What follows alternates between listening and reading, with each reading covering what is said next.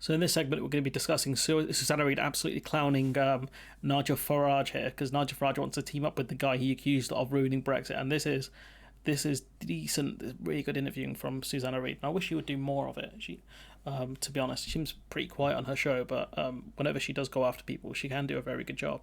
Can I just go back to my first question? Yeah. You literally on the record as saying Brexit has failed. And also, I just want to say... Hang on a second. Finish the sentence. Yeah. Brexit has failed Brexit in the eyes of many of its voters because of the government. Yeah. Okay. So Nigel Farage, he wants to caveat with saying Brexit isn't a failure. It's a failure because of the government, right?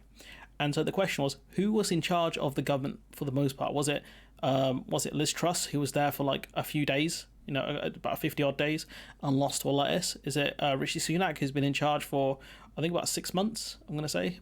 Maybe a bit longer, actually, because we're in June. Probably about 7 months, potentially. Is it down to Rishi Sunak? Or is it someone else that has caused Brexit to be a failure? A mystery person? A guy who's now writing for the Daily Mail, who they tried to pretend was a mystery. Who could it be? Okay, because they failed to deliver. And yet, you want to join up with the Prime Minister who is in charge of that failure. I will repeat the point. Yeah. I disagree totally with him on immigration. They should have delivered what people voted for. He didn't do it. So they should have done more. We should have way more staff shortages. Is that what you're saying? Because if the UK didn't give out these work visas, we'd have a much bigger staff shortage than we have now. So Nigel Farage wanted businesses to struggle with more and more vacancies. We have record vacancies right now. He wanted the country to struggle even more with productivity than it does now. Let's be honest, that's what he's talking about here. All right. I disagree with him on net zero, making the poor poorer. Yeah. But it's not what net zero does. What happens when the poor can't afford to live properly? What happens when it gets worse for them? When the heating gets worse in the summer. What happens then when they can't afford air conditioning and things like that? When middle class people and upper class people like him can afford it, what happens to them? Agree with one. Us being an independent country and not being part of a political union in Europe. Who screwed up Brexit? Boris Johnson has messed up the implementation of it, yes. Right. She's got him. Look, Boris Johnson has screwed up the implementation of Brexit. He's trying to defend Brexit, right? And so the only way he can defend Brexit is by throwing Boris Johnson under the bus. That's the only way he can defend it. He has to say the implementation was the problem. But then he goes on to clown himself. But why would you want to go into partnership with him? Because I think 2 or 3 years down the line, we may have to refight this battle.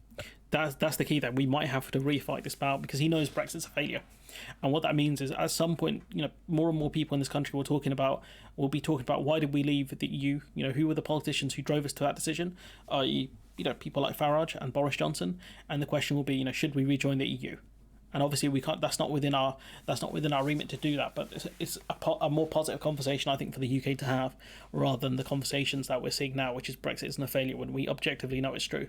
Once more of the country realise objectively that Brexit was a failure and it was always going to be a failure, regardless of what kind of Brexit we went for and all this kind of stuff, that's when we can move on. And that's what Nigel Farage is terrified of, because I think the history books will not be kind to him, and I think he knows that. And I think what he's worried is the public not being kind to him when he does media appearances and stuff like that. But for him to say, I think we're going to have to refight this soon, tells me that he's nervous about being pulled apart on the promises that he made during the referendum. And we know 100% it's going to happen. And I think the more the public want to rejoin the EU, the more the media will talk about it, and the more the media will talk about guys like Farage and Daniel Hannan and all of these people who sold people absolute snake oil during the referendum. And the more we see of that, the more embarrassed that guys like Farage are going to have to get. And that's why they're trying to avoid that. They're trying to avoid that by stopping that conversation from happening, by having the conversation of it's the implementation of Brexit that's the problem, when we know that's not the case. The whole problem is Brexit. You can't implement it any better. We were never going to get better terms than what we had. That's the point, and that's what these people fail to understand, that Brexit was always going to be a failure, and that's the conversation Farage is trying to avoid having. And isn't that just sad? But, in conclusion, Nigel Farage is going to team up with the guy who caused Brexit to be a failure in his opinion, because he's scared of having to refight the Brexit battle, which just shows you the state of the geezer, honestly. But anyways, I'm going to leave it there. Let me know what you think in the comments below. Like, comment, share, subscribe, support the channel on Patreon if you can, and hopefully I'll see you in the next one.